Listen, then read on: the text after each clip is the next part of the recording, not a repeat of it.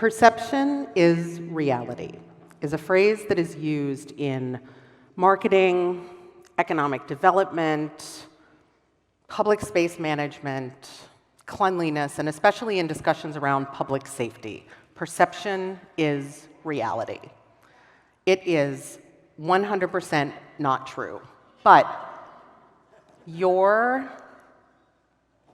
perception and all the things that lead you to form that perception, they have a huge impact on your behavior.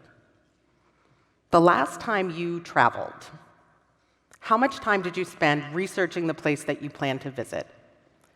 Did you spend hours looking at articles and scouring Yelp reviews, looking for the very best places to go?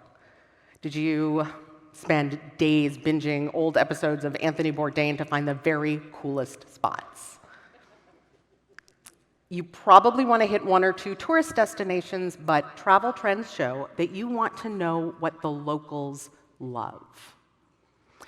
You don't go to Memphis, Tennessee to eat ribs at a Chili's in the suburbs. You go to Rendezvous because they are legendary, and you go even though, or maybe because, they are located halfway down an alley next to a dumpster. You don't go to Puerto Rico or Peru or the Dominican Republic to see if the Wendy's there is as good as the Wendy's is at home. You go to experience their food, their streets, their culture. You want an authentic experience, and you are willing to put in the time and the effort to find it. When you think about your dream vacation, are you picturing yourself on the beach in Jamaica? Warm air, sandy beaches, almost impossibly clear turquoise water. Are you shopping along their bustling commercial corridors, enjoying their local cuisine and their vibrant street culture? Kingston is the capital of the island of Jamaica. The Bob Marley Museum is located in the city center in the reggae singer's former home. Nearby, Devon House is a beautiful colonial-era mansion with period furnishings. The Hope Botanical Gardens and Zoo showcase spectacular native flora and fauna. Just northeast of the city are the Blue Mountains. They are a world-renowned coffee-growing region that has waterfalls and hiking trails. And in Kingston, in 2021, there were 1,464 murders. I'm not saying this to dissuade you from going to Jamaica. It is far from it. I'm asking you to think about how those two things can coexist at the same time in Jamaica without changing how you feel about it as a desirable destination. What is it that makes some people nervous or frightened about visiting a destination or a neighborhood or a culture that's different from their own when they're not on vacation? What is it that makes that fish out of water experience exciting and desirable when you're traveling, but makes you feel uncomfortable and sometimes even scared when it is 20 minutes away from your house? There are some really amazing articles out there that have been written that challenge you to look deep within yourself and really ask, am I unsafe or am I uncomfortable? Psychologist Susan David says that discomfort is the price of admission to a meaningful life. So if I am safe, what is standing in my way? I am not a psychologist. I am an urban place manager. It is my job to improve your experience in and perception of our center city. Perception is my bread and butter. So I'm going to ask you to think about some factors that influence your perception and impact your comfort levels, but not your realities. These are some small things that you might be seeing or hearing that play into how you feel, because these small factors can alter your perception of different places and in turn affect the choices that you make. I have some friends who they live in a mid-sized capital city not too far from their governor's mansion, and they told me this story. They have a child who is in school in a neighboring suburb, and their child's birthday was coming up. They invited all of their child's classmates, like you do, and some of the kids went and some of the kids didn't go. But after the party, they discovered that some of the parents didn't let their kids go because it was in the city. What are these factors that play into all of these different decisions that we make? What are those people feeling about the city that's closest to their home? What are they hearing and seeing and imagining about that vacation destination that's different? What contributes to or helps shape perception? Advertising. Advertising is an industry that is created to change your perception. Someone has spent an unbelievable amount of time and effort inviting you to Jamaica. Come to Jamaica. That little mom and pop restaurant that is a half an hour away from your house that makes the best oxtail stew, they can't woo you with high-priced, glossy campaigns. Local news. Let's go back to that dream vacation scenario for just a minute. But this time I want you to picture a different location. Picture yourself gathering your family up and getting on a shuttle from your family-friendly Orlando hotel to Disneyland. Are you in the Magic Kingdom? Are you having a Dole Whip? Are you standing around trying to decide if you want to stand in line to ride Peter Pan's flight or stand in line to ride Pirates of the Caribbean?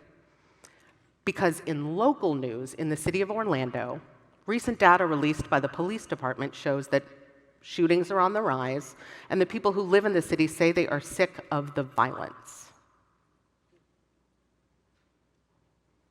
Litter and graffiti.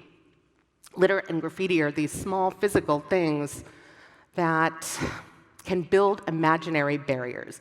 Just the appearance of or absence of graffiti can make you view one place as safe and welcoming and another place as intimidating or frightening.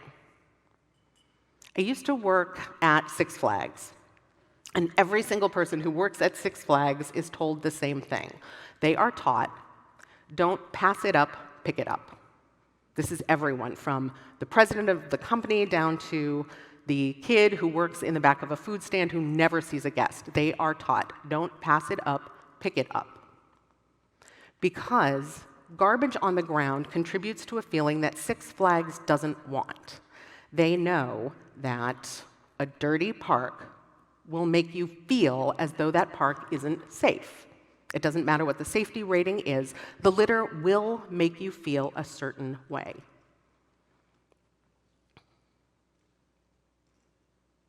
Imagine that you are walking down Main Street at Six Flags, and you're with a large group of people, and about halfway down the street, someone upends a garbage can. The people at the front of that group are now having a very different experience than the people behind them. And the only thing that has changed about their two realities is the appearance of used napkins and empty cups. Nothing has really changed. The safety of the coasters is the same. The only thing that has truly changed is their perception. Signage. Just naming something can make a huge difference. When you know what something is, it is a lot easier to make an informed decision about whether you want it or not. We just finished a project at an urban skate park. this is an amazing place that is filled with graffiti. And for years, people who walk by this area would be nervous about it because they would see it as blighted. Now, all we had to do was add a bright coat of paint and some very simple signage, letting people know that that graffiti is supposed to be there. And now when people walk by this place, they are curious about it instead of being afraid of it. Now it can be seen as an attraction. Control. When you're on vacation, you bought that experience. And the purchase of that experience elevates your station in that place. It gives you a sense of control that is completely imaginary. We need to really think about the fact that we don't have control of almost any situation that we are in, and we need to learn to be okay with that. We need to think about that idea of unsafe versus uncomfortable and figure out what the cost is. What is the cost of our personal discomfort? What is it stopping us from doing? We need to think about what it is that makes us feel like we need to be comfortable in every single situation that we are in. It is okay to be uncomfortable. We can think about the idea of perception and reality as habituation. Habituation is the diminishing of a physiological or emotional experience after a repeated stimulus, which it's just basically the fancy way of saying that once you've been in the pool for about a minute, it doesn't feel so cold. So, what can we do to start to shift our thinking and challenge or change those perceptions? I'm not sure. But I do know that reality does not change based on how you feel. And you are the one who controls how much your perception impacts your behavior and how you move through the world. Thank you.